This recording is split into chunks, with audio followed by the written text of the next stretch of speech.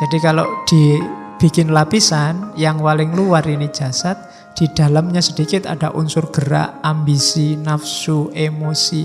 Itu namanya unsur hayat. Layer kedua, layer paling dalam namanya ruh. Ruh inilah yang sumbernya dari Allah. Yang jasad ini ijbari tadi. Yang ruh juga dari Allah. Yang dalam kekuasaan kita itu hayat. Jadi orientasinya materi apa orientasinya ketuhanan, itu nanti menentukan akhlak kita.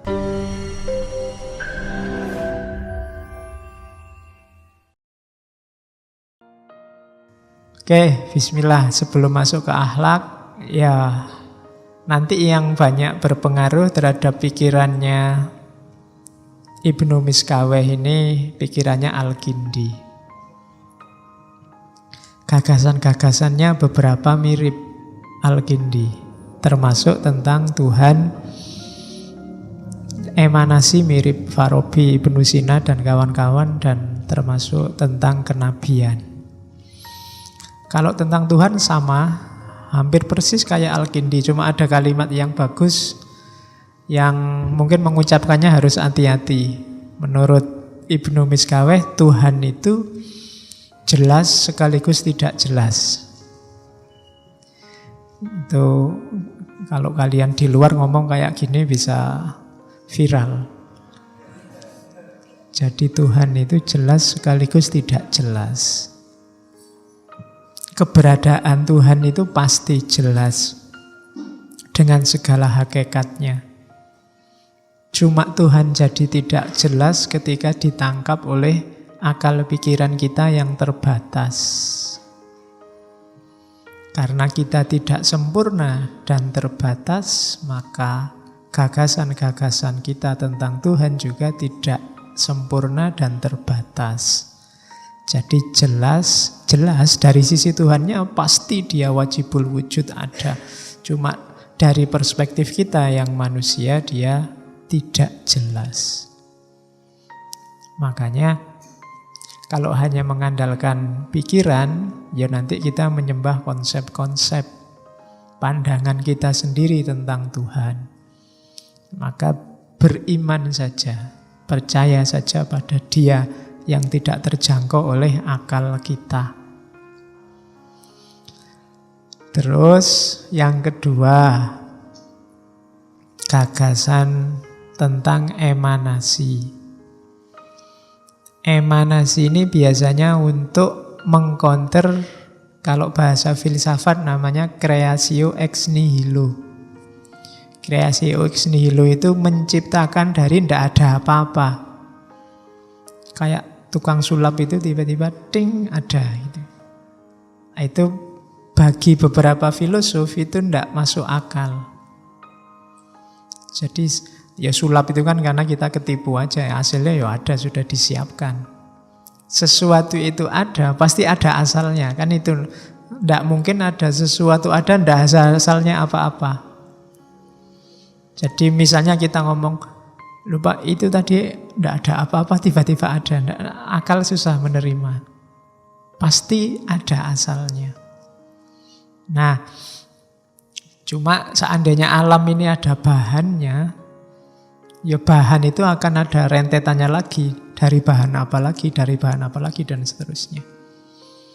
Bahan segala bahan ya nanti Allah.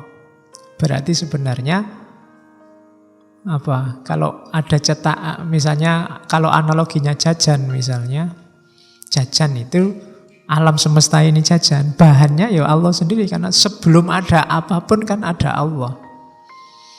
Maka materi, kalau bisa disebut materi, hal pertama yang jadi sumbernya apapun nanti, itu pasti juga dari Allah. Jadi dirinya sendiri Allah. Makanya oleh para filosof emanasi disebut melimpah dari dirinya Allah. Kenapa? Karena bahannya Allah sendiri, dalam tanda petik ya. Ini kalimat-kalimat sensitif. Jadi bahannya alam semesta Allah sendiri. Kalau Aristoteles kan pakai logika, ada sesuatu pasti ada sebabnya. Sebab ini ada sebabnya lagi, sebabnya lagi, sebabnya lagi. Ya ujungnya tetap Allah. Berarti apa? Bahan paling awal ya Allah. Nah, logika paling gampang memahami emanasi seperti itu. Nanti dari limpahan dirinya Allah melimpah lagi sampai ke level paling kasar namanya materi. Jadi tubuh kita ini yang sekarang bisa dilihat ini, itu sebenarnya mungkin level terakhir, level materi. Di balik ini masih banyak rahasia-rahasia. Makanya kita disuruh membaca ke dalam oleh para filosof, juga oleh para sufi. Terus yang ketiga, kenabian. Kenabian ini ya jelas yang dimaksud Nabi Muhammad. Cuma manusia ideal, manusia yang punya kualifikasi utama selain Nabi itu filosof. Kalau Nabi keutamaan dirinya dikasih oleh Allah. Kalau filosof dia berusaha sendiri. Jadi filosof itu orang yang mengakses hakikat, mengakses rahasia realitas berusaha sendiri. Sementara kalau Nabi itu dikasih, dianugerahi oleh Allah. Filosof yang sejati dan Nabi itu levelnya sejajar, katanya Ibnu Miskaweh. Masing-masing ada dalam keutamaan ilmu. Makanya para sufi itu yang menggali pengetahuan sampai puncak, dia di puncaknya disebut mencapai makrifat. Memahami hakikat kenyataan. Memahami hakikatnya realitas. Jadi itu gagasan-gagasan utamanya Ibnu Miskaweh. Nanti di beberapa kitabnya. Cuma karena banyak terpengaruh filosof sebelumnya, tiga ini belum terlalu menonjol. Nanti yang menonjol bagian akhlaknya. Nah, ini definisi akhlak yang sangat terkenal. Teman-teman yang belajar di madrasah pasti pernah dengar definisi ini.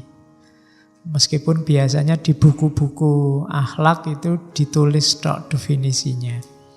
Tidak dijelaskan detail. Malam ini kita coba lihat detailnya. Jadi al-kholku, al-khuluku, karena akal katanya akhlak kan dari kata-kata khuluk. Khuluk itu sama satu akar kata sama kholak. Kalau pakai istilahnya Ghazali dulu, bedanya kholak sama khuluk.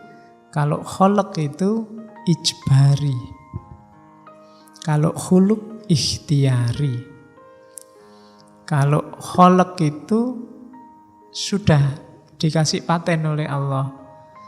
Sudah dipaket oleh Allah. Kita tidak bisa apa-apa. Itu kholak. Kita lahir di Jogja. Kita rambutnya lurus apa keriting. Kulitnya hitam apa putih. Itu sudah paketan. Tidak perlu malu. Itu dikasih otomatis oleh Allah. Tidak dosa. Kamu kulitmu hitam itu tidak dosa. Tidak harus menghabiskan uang buat beli pemutih.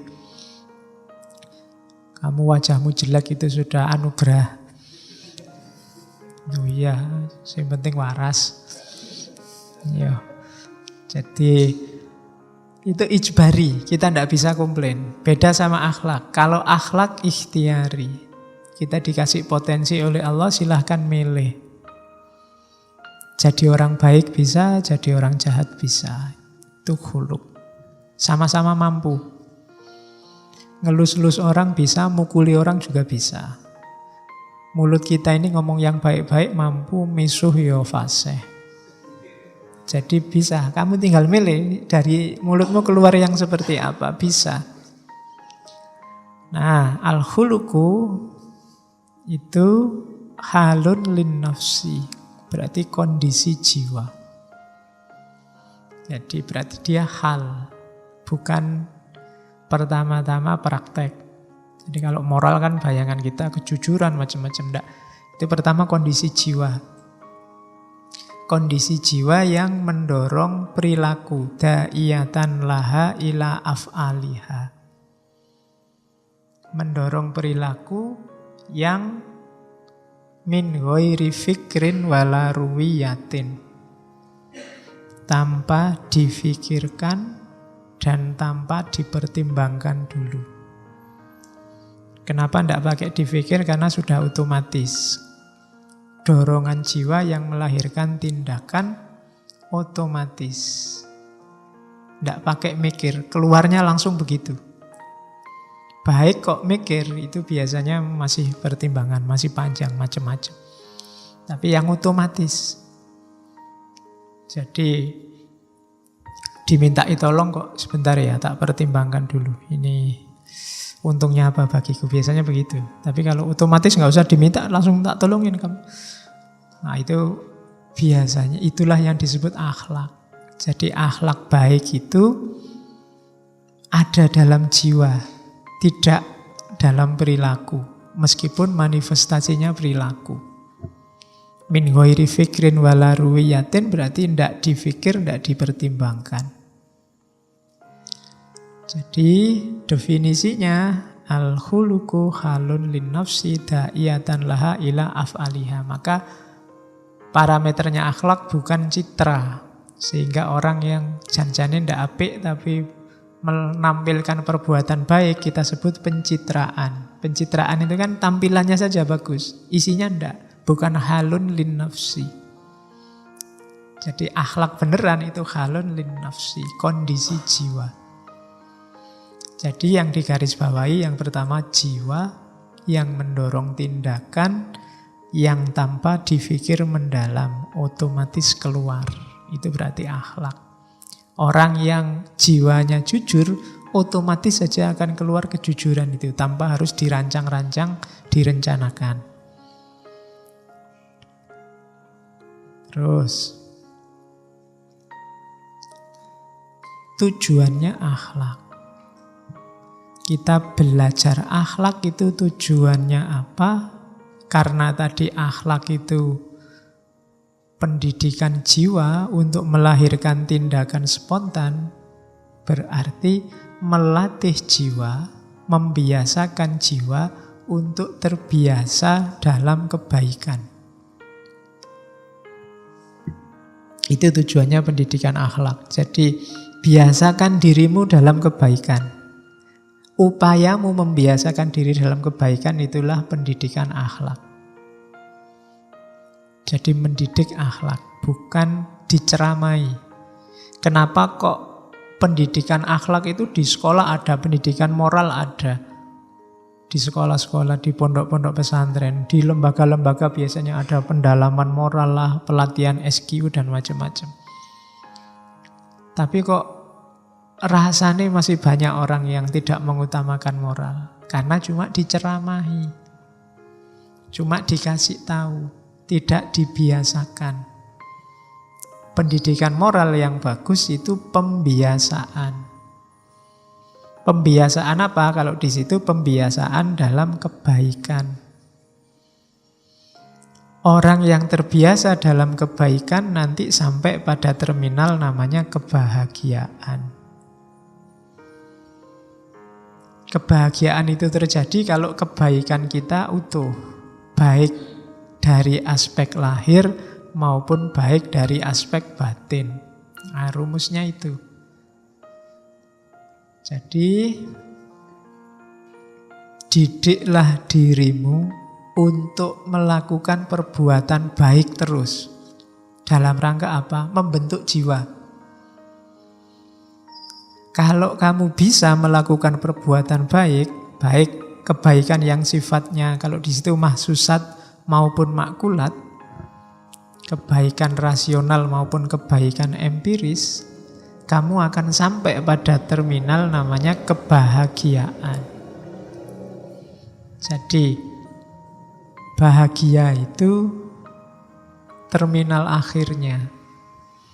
Kalau kamu hidupmu tidak bahagia, mungkin kebaikanmu kurang. Pikiranmu terlalu banyak cabang, terlalu banyak pamrih-pamrih. Jadi lakukan saja al-khair. Khair itu syai'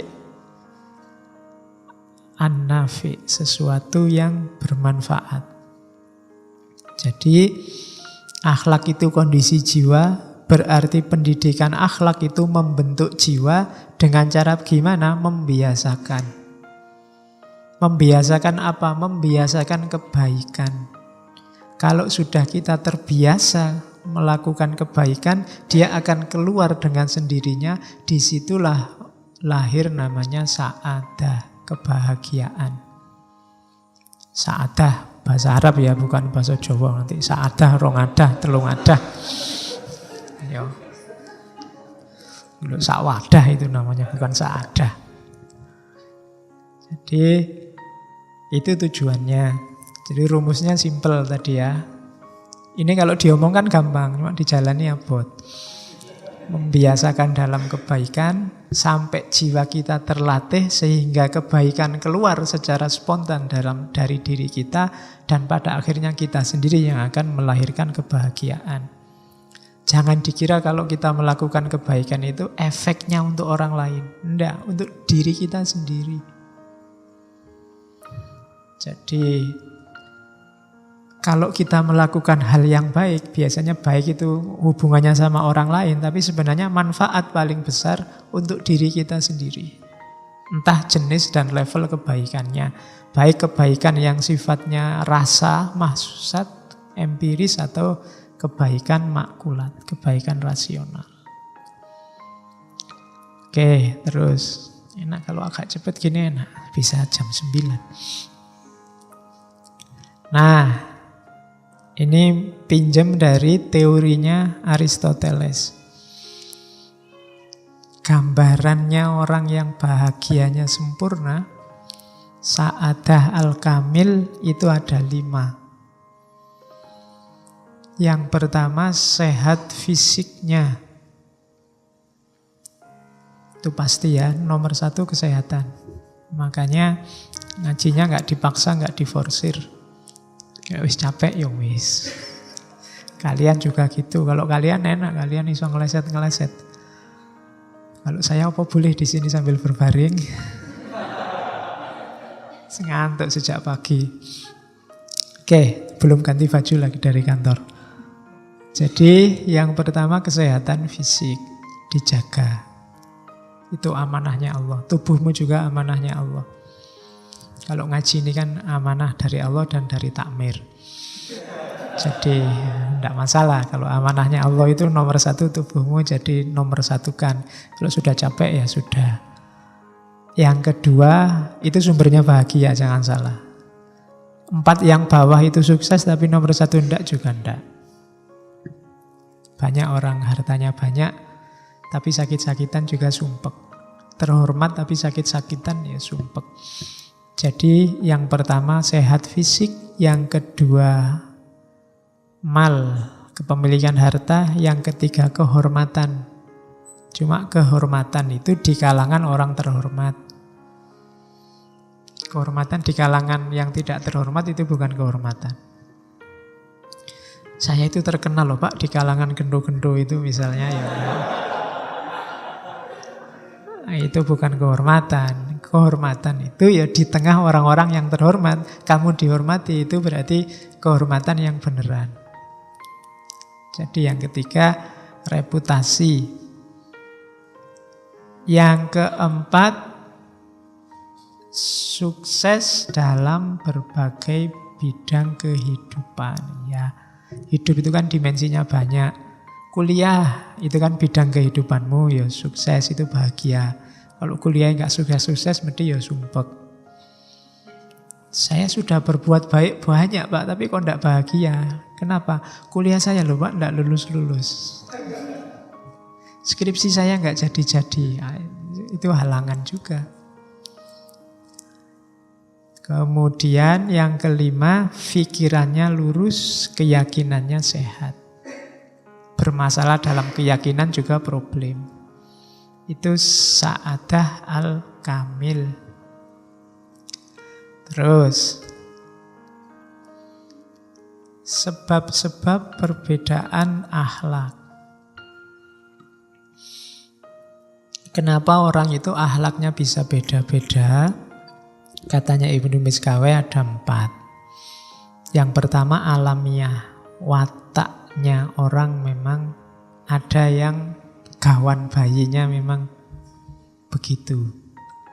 Itu ada. Cuma kalau di Ibnu Miskaweh watak itu bukan sesuatu yang harga mati, masih bisa diubah dengan cara pembiasaan tadi. Tapi watak jadi sumber ketidakbahagiaan atau kebahagiaan, dan dia juga sebab perbedaan akhlak. Jadi yang pertama watak. Ya kalian di antara yang harus kalian baca, kalau filsafat itu kan mengenali diri. Pertama-tama pahami watakmu. Watak itu ya orientasinya jiwa, kecenderungannya jiwa. Suka ndak sama A, sama B, sama C, yang disukai apa, yang tidak disukai apa, itu watak. Kok ketemunya jelek-jelek, ya cepet-cepet diperbaharui wataknya. Pak, saya itu kok suka males-malesan ya Pak. Jangan-jangan watak saya itu. Ya, kalau ketemunya jelek, ya diusahakan, dilawan, diganti kontennya biar tidak males-malesan lagi. Saya itu kok cenderung santai apa-apa itu Pak, semuanya jadi keteteran. Ya berarti perbaiki, jangan nyerah. Oh mungkin watak saya sudah itu Pak, ya enggak. Sekarang watakmu sekarang ya, bisa diusahakan, besok tidak watakmu lagi. Jadi sebab perbedaan yang pertama watak, yang kedua ada tradisi, kebiasaan. Setiap daerah, setiap tempat itu punya kebiasaan yang beda-beda. Kebiasaan di Jogja mungkin beda dengan kebiasaan di daerah asal kalian. Itu juga perilaku akhlaknya kadang beda. Yang ketiga ilmunya. Ilmu juga menentukan perbedaan akhlak. Yang keempat kesungguhan. Kesungguhan itu mau atau tidak kita serius. Ada yang ilmunya sudah dalam, sudah ngaji filsafat sejak sesi pertama sampai hari ini, malam hari ini. Cuma ya wis ngaji ya lewat ngaji aja, ndak ada manfaat praksisnya. Nah, itu tingkat kesungguhan. Padahal ada yang baru datang 2 malam Rebu ini sudah keluar wis koyo filosof gayane. Dan ada yang kayak gitu. Nah, itu ya mungkin begitu ngaji 2 minggu ini belum wajar serius terus wis ilmunya jeru langsung tiba-tiba dalam. Nah, itu tingkat kesungguhan menentukan. Jadi watak kita ini modal-modal kita, kebiasaan kita, ilmu kita, kesungguhan, 4-4-nya bisa diubah. Bukan sesuatu yang harga mati kayak NKRI. Jadi dia sesuatu yang bisa, kalau memang kontennya jelek, sungguh-sungguh kok isinya jelek ya jangan. Atau pengetahuan kita tentang yang jelek-jelek bisa diubah, ditambah. Atau pengetahuan kita sedikit ya ditambahi. Kebiasaan, kalau adat kita jelek ya diowah, watak jelek ya diowahi. Jadi 4 hal itu modal kita untuk menjalankan perilaku akhlak, sekaligus dari situlah setiap orang level akhlaknya beda-beda. Karena beda dalam menggeluti 4 hal itu. Terus, tadi kan halun lin nafsi. Sekarang ayo belajar membaca nafas kita, jiwa kita. Perhatikan dalam diri kita ada 3 aspek. Jasad, hayat, dan ruh.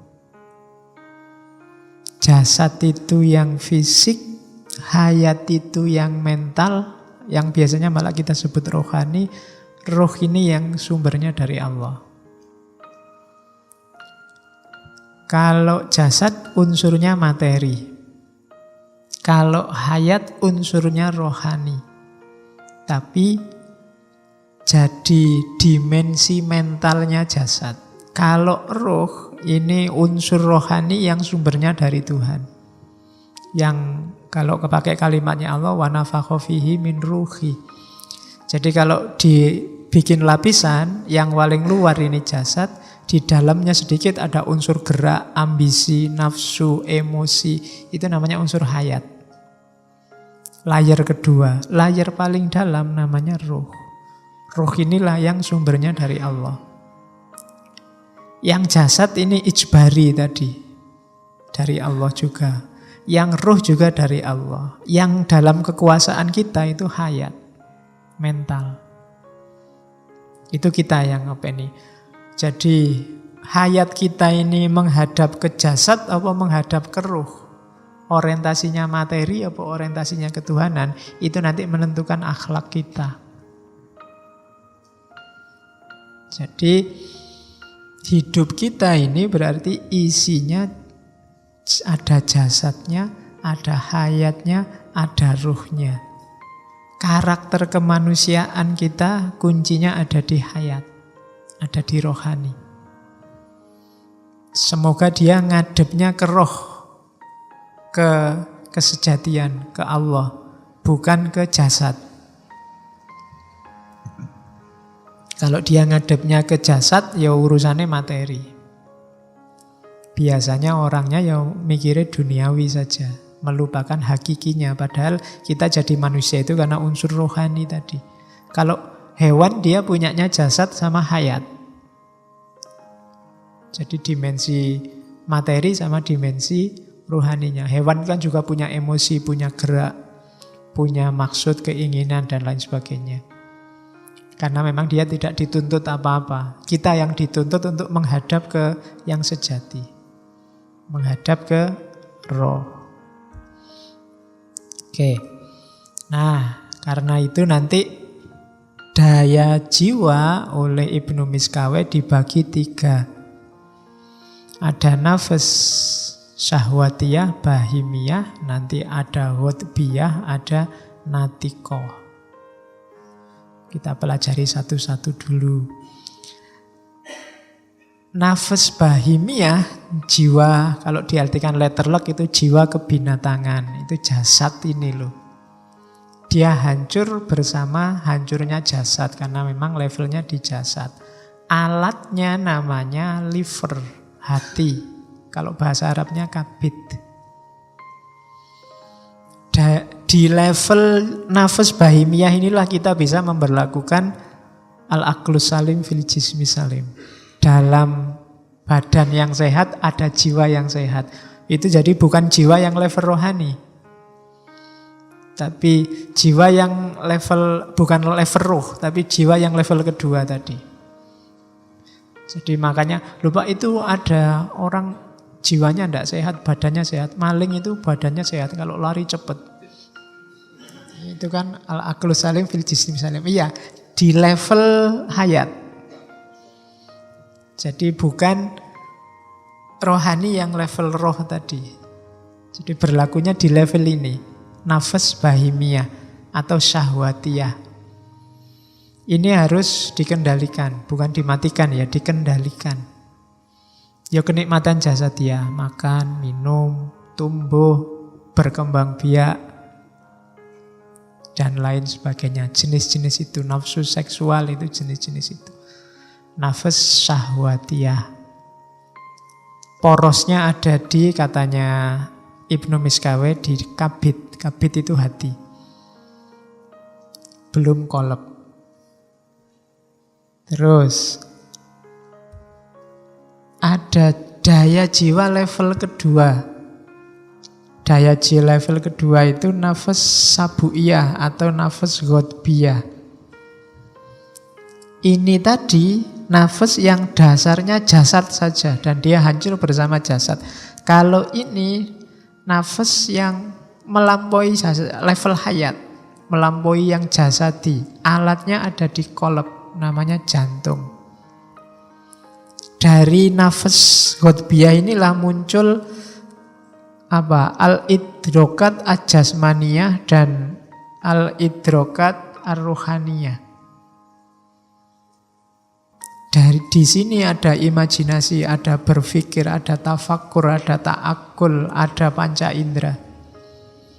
Cuma levelnya masih pengetahuan fisik. Jadi nafas sabuiyah inilah nanti yang bisa menghadap ke roh, namanya roh alamiah, roh tabiiyah, dan roh syaitaniah, bisa menghadap ke setan. Dia ini kalau nggak dijaga bisa yang mendorong kita melakukan perbuatan-perbuatan jahat. Kalau tadi kan hubungannya dengan pertumbuhan kita, kenikmatan jasadi. Analoginya biasanya sama tumbuhan yang bahimiyah tadi. Sementara yang sabuiyah ini kayak hewan buas. Hewan buas itu kan bisa punya daya pertimbangan, bisa ngukur mau macan mau menerkam apa, itu kan pakai perhitungan dengan kekuatan berapa, dengan anu berapa. Jadi itu namanya nafas yang kedua, nafas sabuiyah atau nafas ghotbiyah. Jadi nanti dia bisa nyampe roh alamiah dan roh syaitoniyah. Jadi hakikat yang asli atau ketemu roh kesetanan. Jadi setan apa jadi semakin alamiah, semakin hakiki. Itu nafas ghotbiyah. Ini harus diarahkan. Kalau yang bahimiyah ini kita harus tahu batasnya. Kalau yang sabuiyah kita harus tahu orientasinya. Hidup kita ada di mana? Itu nafas sabuiyah. Oke, terus. Ini saya agak cepat. Masih panjang masalahnya. Yang ketiga nafas an-natikoh. Nafas natikoh inilah atau disebut al-quwah al-akliyah. Al-quwah al-mumayyizah, ketika akal sudah sempurna. Dialah rohani yang tidak hancur ketika jasad juga hancur. Tidak pakai alat jasmania. Bukan kolab, bukan kabit, karena dia tidak pakai alat jasmania. Dayanya dua, alimat sama amilat. Kalau pakai bahasa Yunani kemarin, Sofia sama phronesis. Kebijaksanaan teoritis dan kebijaksanaan praktis. Kalau daya natikoh ini optimal, kita akan jadi orang bijaksana. Yang kita kejar-kejar selama ini, entah sudah berapa tahun, makhluk yang namanya kebijaksanaan. Itu muncul ketika kita nyampe makom an-nafas an-natikoh. Jiwa yang berpikir, jiwa yang cerdas. Jadi kalau ini tidak ada manifestasi fisiknya. Kadang-kadang jasmaninya terbatas tapi akalnya luar biasa. Daya alimatnya luar biasa. Beberapa filosof kan ada keterbatasan fisik. Stephen Hawking itu pakai kursi roda, orangnya kayak gitu. Ada yang cacat, ada yang... Tapi pikirannya luar biasa karena memang dia tidak ada simbol fisiknya. Ini murni rohani. Jadi kalau diulang dari depan tadi, ada jasad, ada hayat, ada ruh. Jiwa yang kiblatnya jasad namanya nafs bahimiyah. Yang ngopeni dimensi hayat namanya nafas sabuiyah atau ghotbiyah. Yang orientasinya dimensi natikoh, orientasinya ruh itu nafas natikoh. Ini yang dikejar-kejar oleh para filosof. Jadi kita punya 3 level eksistensi yang masing-masing punya nafas, punya jiwa. Optimalkan semuanya. Optimal itu bukan berarti banyak, tapi pas sesuai takarannya, optimal, maka kita akan ketemu kebahagiaan. Urusan jasmani sehat, rohani sehat, dan roh kita juga sehat. Nah, ini tugas hidup yang agak berat. Saya tidak tahu kapan kita mulai serius ke sini. Ya kan? Kalau saya tanya gini, saya khawatirnya kamu mengkeret. Tidak mau lagi belajar filsafat. Abot. Cuma kalau nggak dimulai sekarang, agak berat kalau kamu nunggu tua. Kenapa? Tadi pembiasaan ternyata kuncinya. Pak, ini kan era seneng-seneng, Pak. Sudahlah, saya seneng-seneng dulu, nanti kalau sudah tobat saya ulang lagi rekaman ngajinya, tak ulang lagi. Iya, memang kita tidak bisa 100%, tapi mala yudroku kulluhu la yudroku kulluhu. Jangan ditinggal semua. Kalau bisa 10% ya 10%. Kalau bisa 20%, 20%. Latihan mulai hari ini. Cermati dirimu, pahami watakmu, kebiasaanmu, dan macam-macam. Pahami karakter jiwamu, terus diolah pelan-pelan. Cari yang jelek-jelek, diolah. Saya biasanya gini, latihan enggak gini, pelan-pelan, dan seterusnya. Kamu sudah yang tahu mana yang baik, mana yang buruk. Oke. Ini kelanjutannya, nafas natikoh. Jadi nafas natikoh itu tingkatannya 3. Akal potensial, akal aktual, akal perolehan. Jadi akal potensial itu kayak tadi ya, kita punya potensi, punya kapasitas untuk jadi orang baik, untuk jadi natikoh, jadi orang bijaksana. Kalau potensi ini kita wujudkan, namanya akal aktual. Nanti akal yang aktual ini, dia punya kesempatan ketemu dengan namanya akal perolehan, akal mustafat. Akal mustafat kadang-kadang disebut akal fa'al, akal aktif. Apa sih akal mustafat itu? Hikmah dari Allah. Cuma kalau kita belum nyampe level aktual, kita tidak akan ketemu mustafat. Kalau kita tidak bergerak naik, ya Allah tidak akan turun. Kalau kita tidak berusaha, ya tidak akan ketemu hikmah. Jadi kita belajar terus ketemu hikmahnya. Orang kan sering bilang, wah saya mendapat hikmah. Itu dari atas. Namanya akal mustafat, akal fa'al. Beda sama Nabi. Kalau Nabi dia langsung ditemukan dengan akal mustafat. Kalau kita harus berusaha dulu. Makanya Nabi kan ada proses-proses instannya. Dibersihkan jiwanya, dibersihkan lahir batinnya terus. Itu memang ada misi yang harus dibawa. Tapi kita yang manusia biasa harus bergerak dari potensi ke aktualita. Kita punya potensi kebaikan, ayo diwujudkan ke yang baik. Kalau kita ada di level yang baik, nanti kita akan ada kesempatan ketemu akal mustafat. Nah, akal mustafat itu akal fa'al. Jadi cara hidupnya nanti begitu. Kita atur biar kita bisa mengaktualkan potensi baik kita. Jangan khawatir, nggak usah, Pak, apa ya bisa Pak, saya jadi orang baik, bisa. Pasti bisa. Kalau kita sudah berusaha, di samping kita bahagia, kita akan ketemu akal perolehan.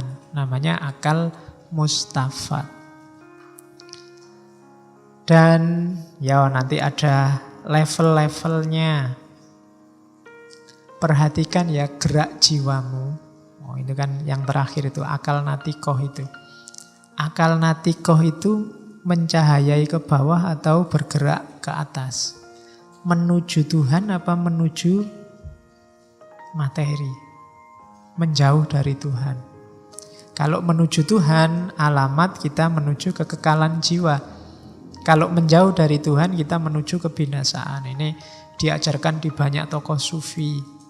Jiwa kita harus madep ke atas, jangan madep ke bawah. Gerakan kita harus gerak menuju Tuhan. Apapun gerak kita harus menuju Tuhan. Selangkah, saya sering bilang, selangkah mendekat ke Tuhan. Termasuk ngaji malam hari ini. Termasuk mungkin kamu kuliah. Termasuk kamu mungkin, tidak tahu kalau pacaran apa bisa kamu. Pak, saya dengan pacaran itu Pak, saya selangkah lebih dekat. Sama. Yo pacaran yang Islami dong. Pacaran sambil ngaji, lirik-lirikan aja cukup.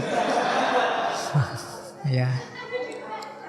Oke, enggak pakai tembak-tembakan, wis pokoknya dilirik dok wis cukup. Oke, ya. Enggak apa-apa. Kalau jodoh kan enggak akan kemana-kemana, di masjid aja. Nah iya, kalau enggak jodoh nanti bisa. Oke, jadi daya jiwa ya diperhatikan, nanti kita latihan ngopeni diri kita sendiri mulai sekarang. Kalau enggak mulai sekarang kapan lagi? Saya juga berusaha sidik-sidik pelan-pelan. Ya belum sukses pasti. Ini yo kan saya selalu bilang ngaji itu usikum wa nafsi.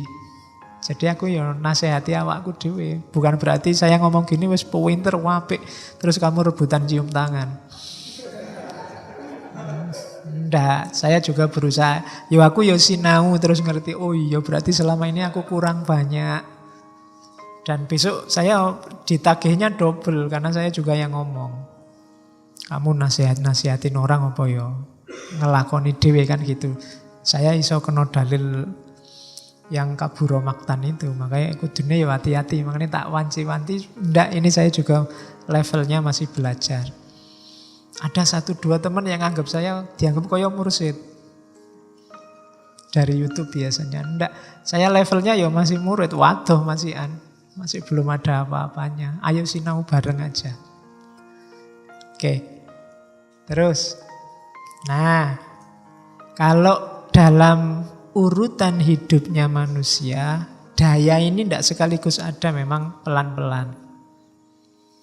Biasanya yang muncul duluan yang bahimiah tadi, karakter kehewanan sebenarnya, kematerian. Bayi itu kan urusannya ya dengan pertumbuhannya. Makan, minum, nyari seneng, nyari enak. Jadi itu level-level awal yang pertama kali tampil. Terus baru level kedua, level karakter kebinatangan. Karakter untuk bergerak, menginginkan sesuatu, mempertahankan diri, ingin meraih sesuatu. Ada senengnya, ada sedihnya, ada ambisiusnya, ada patah hatinya. Itu level kedua. Baru level ketiga muncul natiko. Ini kalau akalnya sudah sempurna. Agama menyebutnya sudah mumayyiz. Jadi munculnya step by step. Tidak langsung begitu bayi langsung pinter, bijaksana, jadi filosof. Ya pelan-pelan. Harusnya di usia-usia kita sudah mulai menapak anatiko lebih dalam. Kalau level kita kok masih sibuk di karakter kematerian, kita masih tidak ada bedanya sama bayi. Yo, ayo introspeksi. Kira-kira mental kita ini mental level bayi apa level ABG? Kalau ABG kan level kayak kebinatangan itu kan sedang hangat-hangatnya. Nah, nyari seneng saja itu biasanya level kedua. Nyari enak saja itu biasanya level pertama. Jadi hidup kita biasanya mana yang dominan? Yang pertama, yang kedua, apa yang ketiga? Cirinya kita sudah nyampe natikoh, katanya Ibnu Miskaweh, sudah punya rasa malu enggak kita? Kalau sudah punya rasa malu, disitulah dimulai pendidikan akhlak. Duwe isin. Kok sampai tua orang duwe isin, berarti belum balik. Ya. Yo jangan dimarahi, berarti kan tokoh-tokoh kita kok korupsi besar-besaran, enggak punya malu ya dia. Oh kasihan dia belum balik berarti. Karena kalau dia sudah balik, sudah punya rasa malu. Semakin orang besar harusnya dia rasa malunya semakin besar, bukan kemaluannya loh ya, rasa malunya. Jadi semakin besar. Semakin orang duwe izin berarti dia semakin belum dewasa. Jadi adikmu besok, anakmu besok kalau sudah ngerti malu, saatnya pendidikan akhlak. Berarti dia sudah bisa membedakan mana baik, mana buruk, mana pantas, mana tidak pantas. Saatnya dididik akhlak. Karena parameternya rasa malu. Makanya Nabi bilang, kalau kamu tidak malu, lakukan apapun yang kamu inginkan. Terus sekarang manusia ideal. Cirinya manusia yang sudah paripurna akhlaknya itu biasanya syaratnya ini. Asyauq ila ma'arif wal ulum. Rindu pada ilmu pengetahuan. Kalian punya potensi jadi manusia ideal menurut Ibnu Miskaweh kalau punya kerinduan pada ilmu. Berarti jiwamu haus untuk penyempurnaan. Tapi kalau sama ilmu berat, latihanlah cinta sama ilmu. Bukan kok terus ditinggal. Oh berarti belajar bukan bakat saya Pak. Enggak. Saya enggak bakat Pak belajar itu. Harus dibiasakan untuk suka belajar. Karena dari situ nanti kita bisa mencapai manusia ideal yang kondisi jiwanya optimal tadi. Nah, suksesnya kamu di dunia ilmu itu kalau pengetahuannya sudah nyampe level kuliah. Makanya kamu kalau di kampus kan kuliah namanya. Itu harusnya sampai level kamu menyempurnakan pengetahuanmu. Jadi level kuliah itu kamu punya wawasanmu lengkap tentang hal-hal yang umum dan general. Sehingga untuk hal-hal kecil kamu bisa langsung memutuskan. Karena yang umum besar-besar kamu sudah tahu. Itu namanya kuliah. Ada problem apapun akan selesai. Karena pengetahuanmu levelnya kuliah, tidak juz'iyat. Tapi saya sudah kuliah bertahun-tahun kok pengetahuan saya masih terpotong-potong Pak, belum kuliah. Ya berarti belajarnya nggak nyampe. Belajar terus sampai ke level kuliah. Ya kuliah statusnya aja. Atau kalau malu jangan disebut kuliah, juz'iyah. Ya, berangkat kemana pagi-pagi mau juz'iyah? Belajar sepotong-sepotong ilmu karena ilmu kita nggak nyampe. Ya, kuliah itu universalitas, hal-hal universal. Makanya orang makrifat itu orang yang terbuka tentang hakikat universal alam semesta. Oh, ternyata hidup itu rahasianya cuma ini tuh. Jangan diartikan orang makrifat ngerti hal detail paling kecil hidupmu, enggak. Dia ngerti hal-hal kuliah. Kalau sudah ngerti yang kuliah, yang juz'iyat itu masuk dalam skema kuliah. Sehingga kamu memahaminya lebih gampang. Lebih cepat. Karena kamu sudah tahu hakikat rahasianya. Itu makanya pengetahuan disuruh nyampe level kuliah. Untuk sampai ke kuliah syaratnya 2. Tafakkur sama tadabbur. Jadi tafakkur itu bersatu dengan akal, tadabbur itu bersatu dengan alam. Tafakkur itu membaca mikrokosmos dirimu sendiri, tadabbur itu membaca makrokosmos, alam semesta. Ya di situ pakai terjemahan kontemplasi. Jadi 2 hal, pahami dirimu dan pahami alam semesta di sekelilingmu. Dari situ kita akan nyampe pada kulliyat. Orang yang nyampe kulliyat inilah yang punya status namanya aliman taman. Orang pinter yang sempurna, yang utuh, pinter sejati. Bukan pinter sepotong-sepotong. Inilah manusia ideal. Yo yang namanya ideal biasanya yo cuma jadi standar.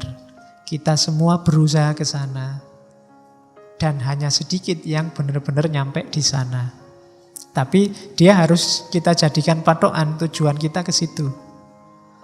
Dan nanti Allah yang dinilai kan usaha kita, bukan hasilnya. Kalau kita berusaha ke sana, biasanya Allah datang untuk menyeret kita ke tujuan terminal terakhir. Jadi patokannya kesempurnaan jiwa ada di manusia ideal. Manusia ideal itu syaratnya adalah orang yang cinta ilmu.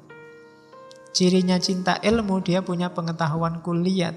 Dari mana datangnya pengetahuan kuliah? Tafakkur dan tadabbur. Oke, terus. Nah, kalau sudah jadi manusia ideal, bangunlah relasi dengan sesamamu, dengan lingkungan sekelilingmu. Cuma pakai relasi yang paling agung dalam hidup manusia, relasinya namanya relasi cinta. Cinta pun jangan tanggung-tanggung, jangan cuma cinta manusiawi nanggung, cinta ilahi.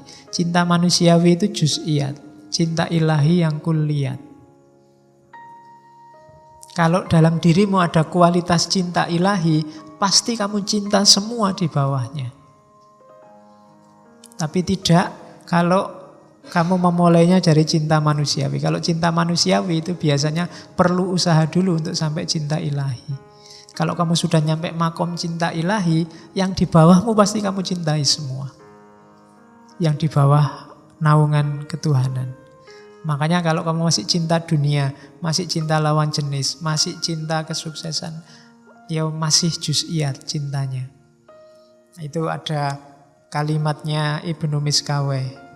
Ada cinta yang dasarnya kenikmatan, cuma nyari seneng. Kesenangan sesaat.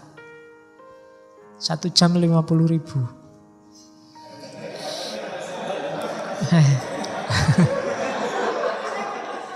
Iya.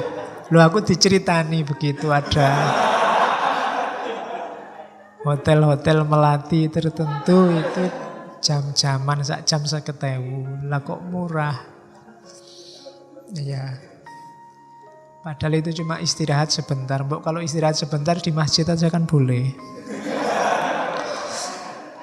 Gratis, tidak membayar. Kalau dasarnya kenikmatan, melekatnya cepat, hilangnya cepat. Jadi cepat loh itu, paling berapa menit kan kamu sudah. Pengennya kemerungsung kayak ya, tapi cepat selesai. Jadi itu dasarnya kenikmatan. Ya enggak cuma itu ya, kenikmatan makan, kenikmatan itu. Kalau pas lagi lapar kan kayak ya, semua mau dimakan. Begitu makan sudah kenyang ya sudah selesai, cepat. Jadi hati-hati kalau kamu punya pacar, dasarnya apa kamu cinta aku. Kalau nyari kenikmatan ya cepat itu nanti datangnya dan cepat perginya. Atau kebaikan, ndak aku suka kamu karena kebaikan. Nah itu melekatnya cepat dan hilangnya juga lama. Jadi dasarnya kebaikan. Karena kebaikan itu kan tadi khair, kualifikasi jiwa.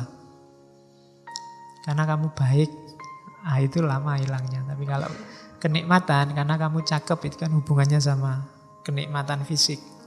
Itu biasanya lebih cepat hilang. Karena secakep-cakepnya orang pasti jelek pada akhirnya. Kamu kok cakep ya, aku naksir loh. Itu cepet hilang yang itu. Tapi kamu kok baik ya, tapi yang kayak gitu biasanya gombal.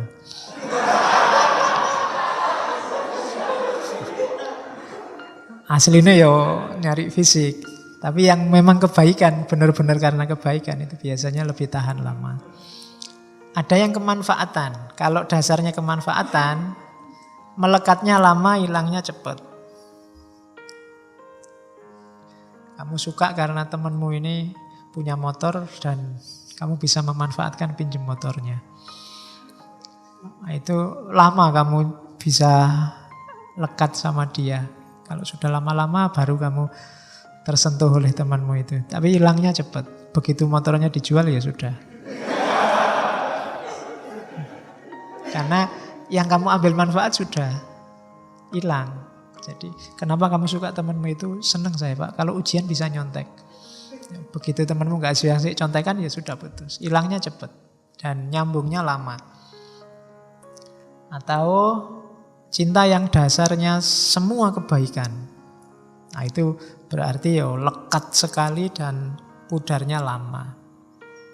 Cuma 4 hal ini levelnya cinta manusiawi, duniawi. Adalah yang merangkum semua cinta ilahi. Jadi bangunlah relasi di level cinta ilahi.